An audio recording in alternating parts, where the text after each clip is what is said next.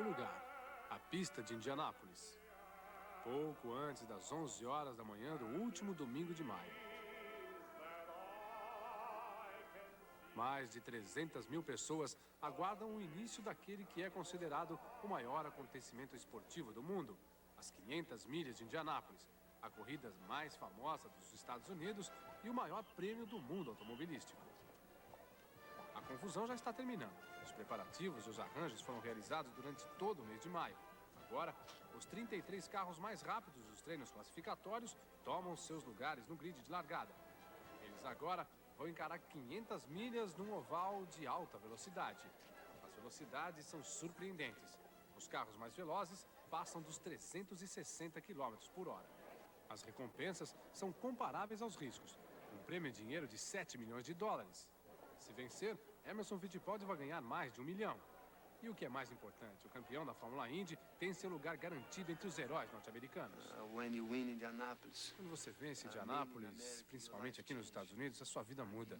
Quer dizer, quando você vai a qualquer lugar, as pessoas não dizem, aquele é o Emerson. Eles dizem, aquele é o vencedor de Indianápolis. Acho incrível a importância e a popularidade dessa corrida aqui nos Estados Unidos. E não é só aqui nos Estados Unidos, mas em todo o mundo. Isso é fantástico. A pista oval de 2,5 milhas é a melhor expressão da importância que os Estados Unidos dão ao automobilismo. Jim Clark descreveu o circuito como as 800 curvas à esquerda, mas na verdade as corridas norte-americanas seguiram uma tradição diferente, um mundo à parte dos circuitos elitistas dos grandes prêmios europeus. As corridas norte-americanas desenvolveram-se nas estradas poeirentas das pequenas cidades dos Estados Unidos e ainda são realizadas ali. Ainda há provas realizadas em feiras estaduais usando pistas ovais normalmente usadas em corridas de cavalo.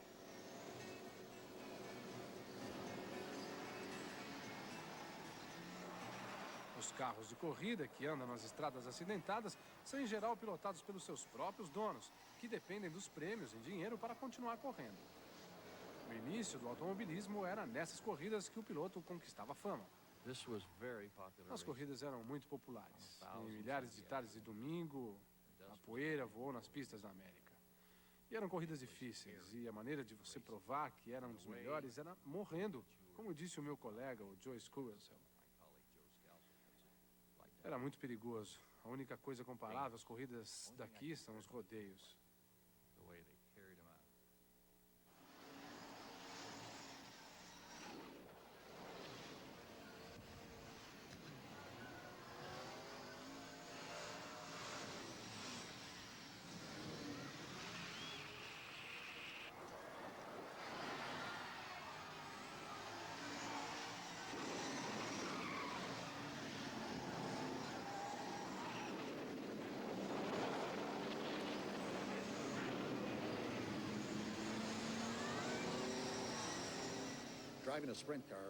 Na minha opinião, para dirigir um carro de corridas, você tem que estar totalmente concentrado. E é bom que preste muita atenção no que está fazendo. E é bom também que esteja em boa forma física. Porque as corridas exigem muito esforço físico, já que você pilota ali com o carro no meio da poeira e ainda tem que ficar tentando controlá-lo, controlar o chassi, as saídas de traseira. Mas eu posso lhe dizer uma coisa, é o máximo. As pessoas nas arquibancadas ficam enlouquecidas e na pista sempre vence o melhor. Eu dirigi algumas vezes sem capacete e nunca usei luvas, nem jaqueta. Só uma camiseta, sabe? Uma dessas camisetas brancas que você compra aí em qualquer loja na esquina.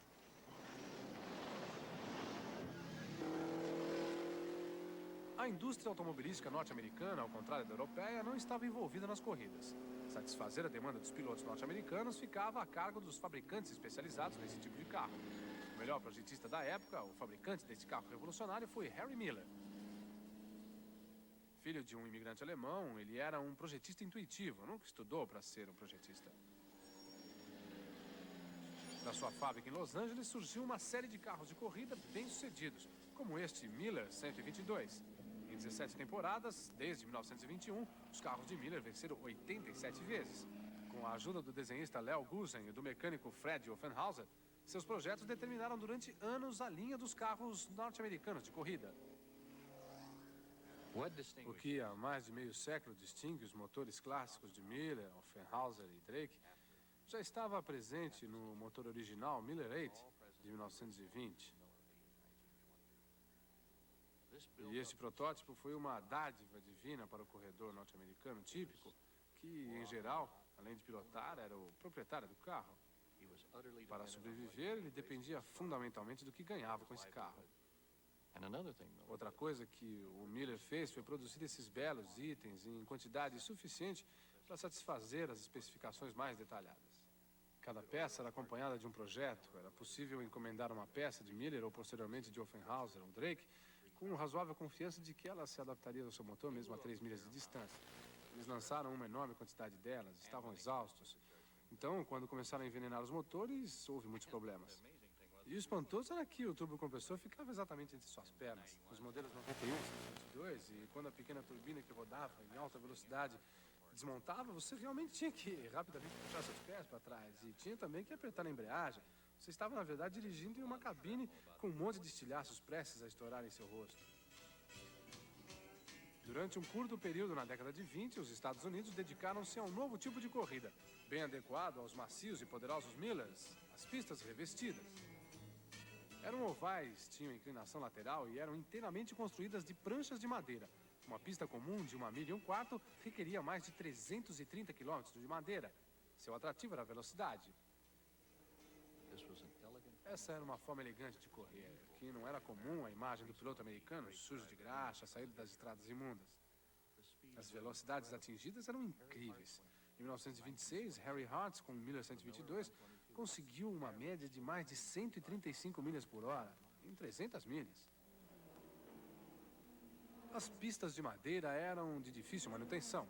O tempo e as rodas desgastavam sua superfície. Buracos nas pranchas provocavam batidas, como aquela que matou Ray Kitch, famoso piloto da época. Lou Meyer estava bem atrás dele. Ray Kitch me ultrapassou para assumir o primeiro lugar e, aparentemente, atingiu um buraco. Em seguida, bateu no alto da grade de proteção. Essa grade de proteção era uma faixa de aço que circundava toda a pista e caiu atravessada ali.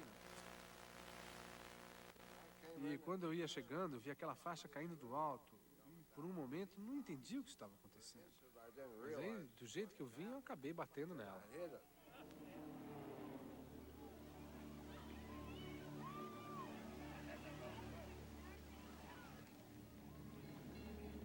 Durante a Grande Depressão, as pistas de madeira acabaram.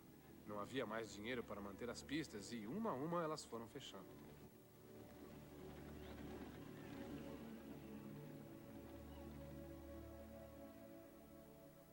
Agora, essas pistas não existem mais. Foram destruídas por furacões, pegaram fogo, ou apenas foram devastadas pelo vento e pelas chuvas. A última, a Altoona, foi destruída em 1931.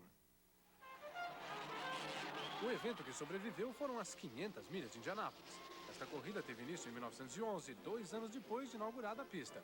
Em seguida, ela foi pavimentada com 3 milhões de tijolos e foi apelidada de Brickyard. Nos primeiros anos, carros e pilotos europeus correram ali, mas a partir de 1920 ela se tornou uma pista quase que exclusivamente norte-americana. Faltava agora um carro confiável, com um motor potente, capaz de correr a altas velocidades durante muitas horas. Freio e câmbio não eram tão importantes. E esta era a grande especialidade de Harry Miller. Como o projetista inglês Colin Chapman, 30 anos mais tarde, Miller era obcecado em construir carros sempre mais leves. Neste pioneiro Miller 91, com tração dianteira, ele acabou com o cabo de propulsão, baixou o assento do piloto e assim reduziu o tamanho e o peso do carro. Chegou a experimentar um carro com motor traseiro em Indianápolis em 1938. Seu impacto na corrida foi lembrado durante anos. Offenhauser continuou a desenvolver os motores de Miller que, até 1978, não tiveram rivais em Indianápolis. Os carros de Harry Miller, de um jeito ou de outro, tomaram conta das 500 milhas de Indianápolis. Meyer ganhou 3 vezes com os Millers. Certamente tivemos hoje uma bela corrida. Os carros correram maravilhosamente, tínhamos muita gasolina de reserva O dia estava lindo e com certeza foi a corrida mais agradável que eu já fiz desde que eu comecei a correr. Esta foi a minha terceira vitória em Indianápolis, hein? A pista estava áspera e os tijolos iam se deformando por causa do calor. E lá em Indianápolis, na primeira curva, por causa dessa deformação, a gente não voltava para o chão mesmo depois de uns 3 metros. E por isso já houveram muitos acidentes lá. And that's where we had lots of our accidents too.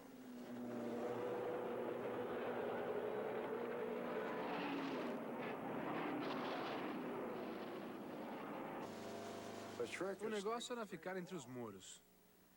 Tínhamos um muro na parte interna da pista e outro na parte alta da pista, que se inclinava para o lado errado.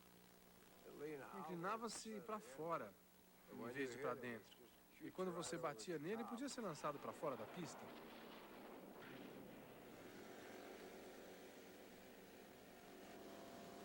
A gente não tinha tempo para relaxar. Não é como descer uma reta. Se ela é lisa ou plana, provavelmente a gente pode relaxar um pouco. Mas nos nossos carros não era possível relaxar. Dava a impressão de que a qualquer momento eles poderiam se descontrolar. Era bem difícil. Os projetos de Miller fizeram história no automobilismo mundial. Frequentemente estavam à frente dos desenvolvimentos europeus. Mas o próprio Miller não conseguiu muita coisa por suas invenções. Teve de vender sua empresa em 1933 para Fred Offenhauser. Pobre Harry Miller. Ele perdeu praticamente tudo. Foi à falência na época da crise de 29. Não era muito eficiente como negociante. Evidentemente, ele tinha o seu contador, mas não fazia a menor ideia da situação de sua contabilidade. Uma bela tração dianteira, $15 mil. Tração traseira, $10 mil. Motores extras para cada prova, $5 mil. Esses números eram apenas lançados ao acaso e ele gastava na medida que os recebia. Gastava com coisas como mulheres, coisas caras, gostava de roupas finas. Nunca vi um retrato de Miller em que ele não estivesse impecavelmente vestido. Mesmo quando estava trabalhando na oficina, usava um colete e uma gravata e gastava todo o seu dinheiro. Esperava viver dos direitos de seus projetos e de sua renda pela venda de suas empresas, mas eles também faliram. E os tempos estavam mudando. As pessoas não queriam saber de ideias visionárias.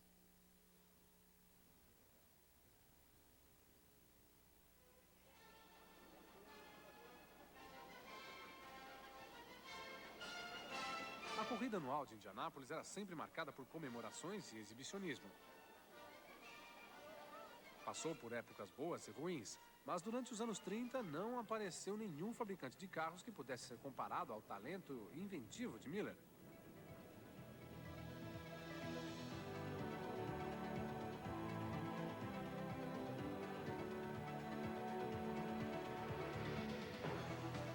Um carro típico dos anos 30 foi este Studebaker.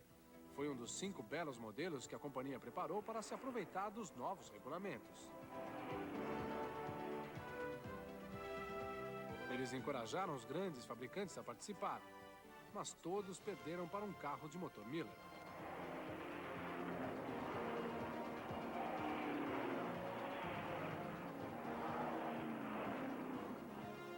Com o passar dos anos, um tipo especial de carro foi desenvolvido para participar desta corrida sofisticada, mas internacionalmente isolada, separada das demais corridas do mundo. Foi o clássico Roadster da Fórmula Indy. Grande e robusto, projetado para ter potência e resistência, ele proporcionava poucos confortos para o piloto. Muitas vezes era construído apenas para uma corrida e, por isso, tudo nesse carro era preparado para se adaptar às curvas à esquerda do circuito de Indianápolis. Este projeto convencional dominou durante anos as corridas de Indianápolis. Embora pouca coisa fosse tentada para melhorar a aerodinâmica do volumoso Roadster, houve alguns avanços técnicos. O Bellon Special, construído por Frank Curtis, tinha seu motor colocado na lateral, por exemplo. Ele venceu em 57 e 58.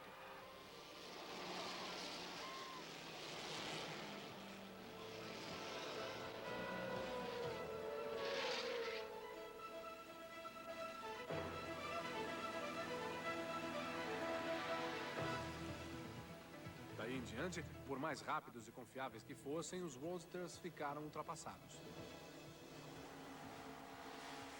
Em 1961, uma lenda das corridas norte-americanas, A.J. Foyt, venceu a primeira de suas 4 Indies, em um roadster tradicional com motor dianteiro. Mas atrás, em nono lugar, estava um carro que iria trazer grandes novidades. Um carro cujo desenho iria terminar com as tradicionais roadsters da Indy.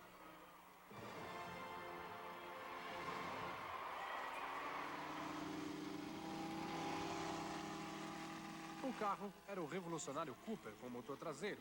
Era dirigido por Jack Brabham, que foi 2 vezes campeão da Fórmula 1, dirigindo os mesmos Coopers.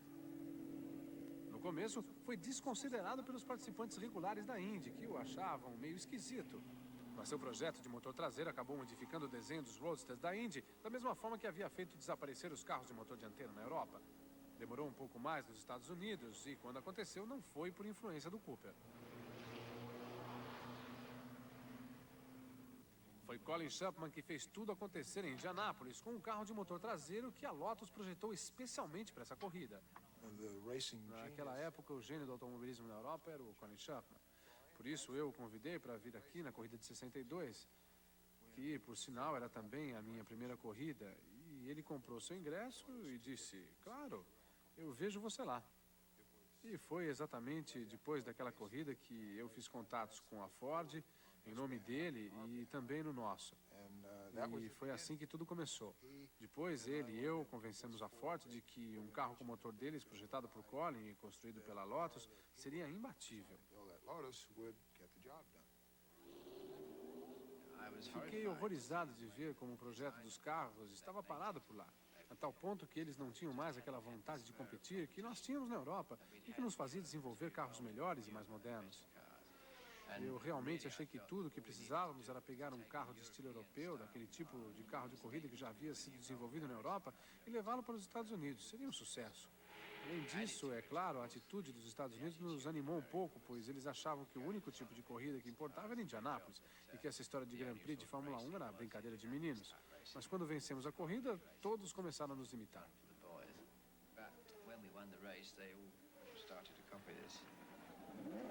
Em 1963, em sua primeira participação em Indianápolis, Jim Clark chegou em segundo lugar. Continuou participando e venceu 2 anos depois.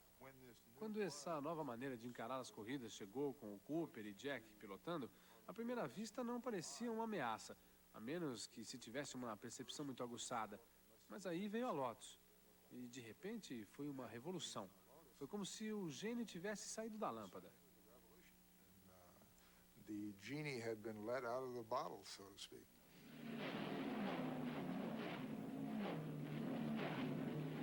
Da noite para o dia, todos mudaram para o motor traseiro. Infelizmente, nem todos os novos carros tinham sido testados de maneira adequada. E conforme o costume europeu, eles agora eram movidos a gasolina. O perigo aumentou. Em 64, houve um desastre na primeira volta que matou 2 pilotos.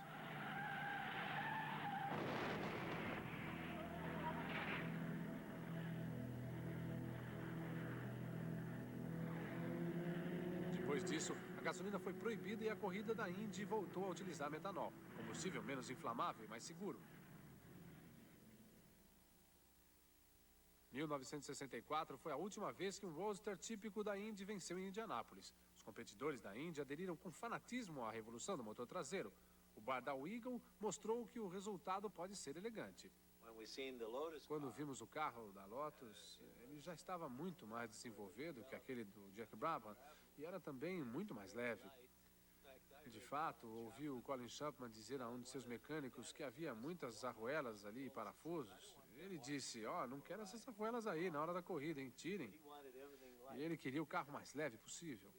Aprendemos algumas coisas ali com o Chapman. Havia chassis, tubulares, várias combinações de mola, suspensão, rolamentos. E eu prestei atenção em tudo aquilo porque sabia que aquilo lá estava vindo para ficar.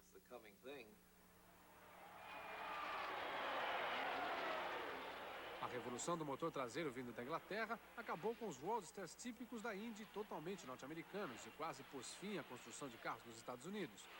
Hoje, os carros da Indy são, em sua maioria, fabricados na Inglaterra. Na corrida de 84, 29 dos 33 participantes tinham sido projetados e fabricados pela empresa britânica March.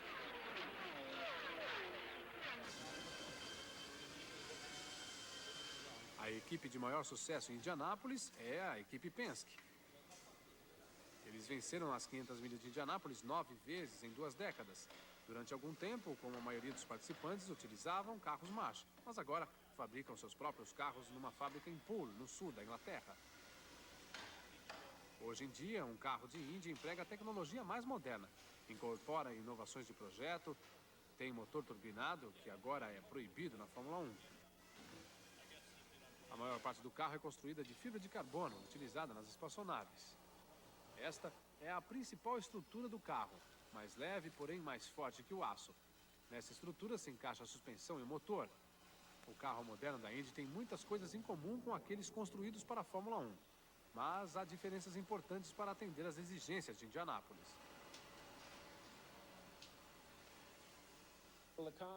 Os carros são consideravelmente mais pesados que aqueles da Fórmula 1, são também maiores, pesam 250 quilos a mais que os carros da Fórmula 1. O tanque de combustível de um carro de Indy também é construído segundo especificações dos helicópteros militares dos Estados Unidos. Por isso, todo o carro é muito mais forte, o piloto é melhor protegido. Indianápolis tem seus próprios perigos. Os acidentes, quando ocorrem, são muito violentos. A gente corre entre paredes de concreto, não de barreiras, de pneus ou coisas assim.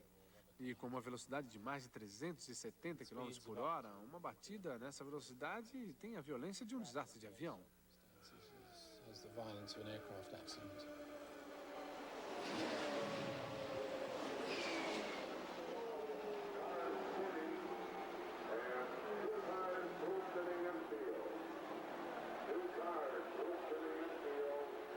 Uma característica das 500 milhas de Indianápolis são as 3 semanas de testes e os 2 fins de semana de qualificação anteriores à corrida. Não há lugares garantidos, só os mais rápidos são classificados. Portanto, não se deixa de fazer nenhum truque tecnológico que permita extrair do carro até a última gota de potência e velocidade, garantindo assim a sua posição no grid de largada. A tecnologia realmente auxilia o piloto quando ele está fora do carro, depois da corrida.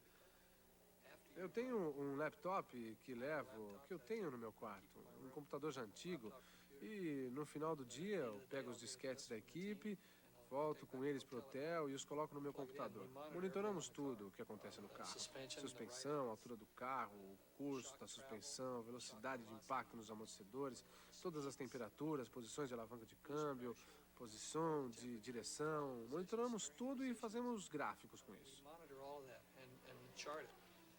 E posso levar tudo isso para o meu quarto e recoloco tudo em forma de gráfico. Coloco na tela e sobreponho uma volta à outra depois de fazer alguma modificação do carro. Assim eu comparo a velocidade nas curvas e em qualquer outro lugar. É para ver qual a modificação foi melhor. No carro tudo é digital, a gente pode acompanhar tudo, mas quando a corrida realmente começa, tudo é como era nos velhos tempos. Você nem olha para aquilo tudo, porque se alguma coisa começar a dar errado, seja como for, eu vou continuar.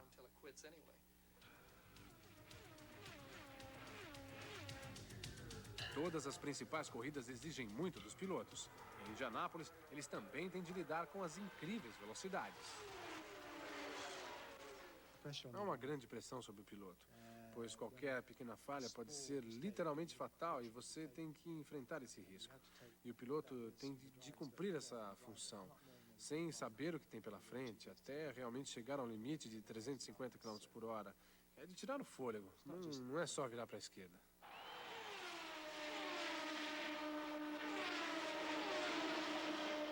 Se você começar tenso e lutar contra o carro e a força G, isso acaba com você, seja você quem for. Portanto, deve aprender a relaxar, ficar mais solto, deixar os braços um pouquinho mais relaxados, quase moldados às laterais do carro, sabe? Ficar do jeito mais confortável e deixar o peso ir se distribuindo. Durante quase 3 horas e meia de corrida, um carro de Indy vai várias vezes para os boxes para reabastecer e trocar pneus. Parte do talento do piloto vencedor é saber qual o melhor momento para parar no box. A pista oval de Indianápolis é muito diferente dos circuitos mistos do resto do mundo. Somente 4 homens conseguiram ser vencedores em Indianápolis e campeões de Fórmula 1. O único norte-americano que conseguiu isso foi Mario Andretti. Acredite em mim, é melhor sempre respeitar esse lugar, porque eles sempre podem enganar você. Quer dizer, se você tem muita experiência, entra aqui e diz, isso aqui é moleza, é fácil demais. E assim, diz ou pensa isso, e ela vai pegar você. Porque isso aqui não existe. Não existe em outro lugar do mundo, no sentido do que exige de concentração. O fator concentração é fundamental, devido à alta velocidade. E olha, não se esqueça, vamos estar entrando em curvas a mais de 370 km por hora. E é como enfiar a linha na agulha, para conseguir o tempo de se concentrar. Por isso, o fator concentração é essencial, muito mais do que em qualquer outro lugar, porque aqui as coisas acontecem muito depressa.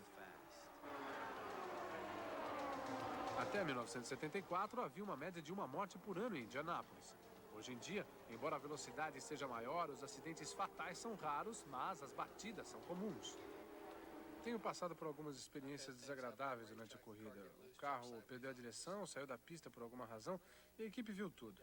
Eu voltei para a equipe e disse, o carro estava indo bem, mas aí o nariz baixou um pouquinho, senti que ele começou a girar, depois comecei a perder o controle, mas percebi, comecei a endireitá-lo, parecia que eu estava conseguindo, mas aí começou tudo de novo, girei de novo, deixei ele derrapar um pouco e finalmente, por sorte, consegui controlar.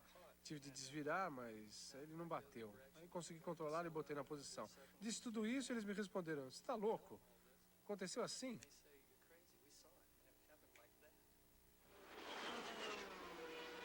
Não há como negar o espetáculo que é Indianápolis, mas algumas pessoas estão começando a se questionar até que velocidade os carros podem chegar.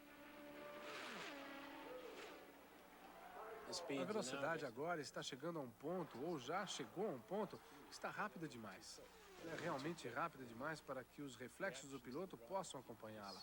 Ele tem que absorver a curva antes de chegar nela e decidir se é capaz de entrar nela em alta velocidade ou não. E se ele errar, vai ficar em uma situação muito difícil, porque na velocidade em que está, não vai dar tempo de corrigir nada.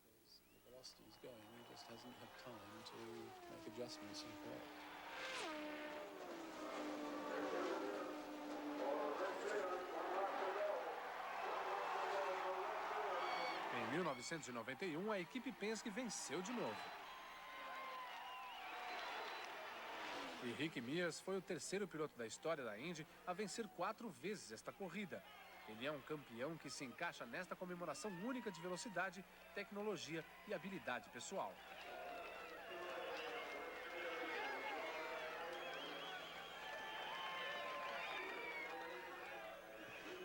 Você trabalha o ano inteiro para voltar a esta corrida, para tentar vencê-la.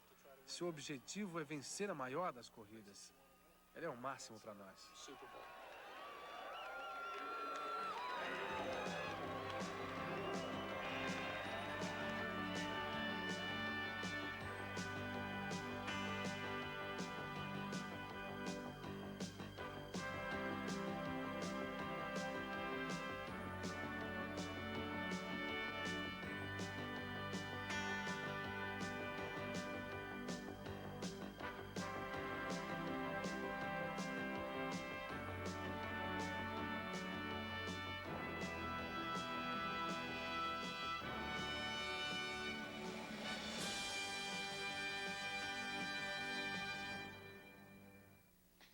Documentário fantástico esse da BBC de Londres. A próxima edição das 500 milhas de Indianápolis acontece no final desse mês. 2 brasileiros já garantiram presença na primeira fila. As 500 milhas de Indianápolis já deram muitas alegrias e também tristezas aos pilotos brasileiros. Emerson Fittipaldi, há 11 anos na Fórmula Indy, já venceu 2 vezes a prova mais tradicional da categoria, em 89 e 93. Emo, como é conhecido nos Estados Unidos, é também bicampeão da Indy. Nelson Piquet, tricampeão na Fórmula 1, não teve a mesma sorte. Piquet praticamente encerrou sua carreira de piloto quando participava dos treinos para as 500 milhas de Indianápolis em 92. Ele bateu seu carro no muro de proteção a quase 300 km por hora e sofreu ferimentos graves nas pernas. Nas 500 milhas desse ano, 2 brasileiros, Emerson Fittipaldi e Raul Boesel, largarão na primeira fila, ao lado do norte-americano Paul Trace. A prova acontece no próximo dia 29. Na semana que vem, você continua acompanhando aqui no Grandes Momentos do Esporte mais um episódio do documentário Poder e Glória, produzido pela BBC de Londres.